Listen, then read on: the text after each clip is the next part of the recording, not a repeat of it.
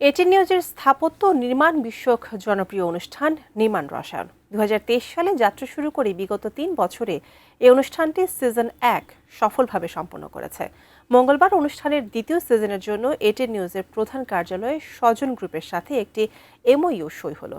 এ সময় উপস্থিত ছিলেন স্বজন গ্রুপের জেনারেল ম্যানেজার আবুল হাসনাত সোহাগ ও assistant general manager Fabiha Ruman Shifa. এটি নিউজের পক্ষে উপস্থিত ছিলেন chief operating officer doctor Alamin Khan, chief financial officer Khandakar Hossain Ali, head of news Shahidul Azam এবং head of production Gazi Nazmul Alam Tapas, graphics chief Rajan Chowdhury.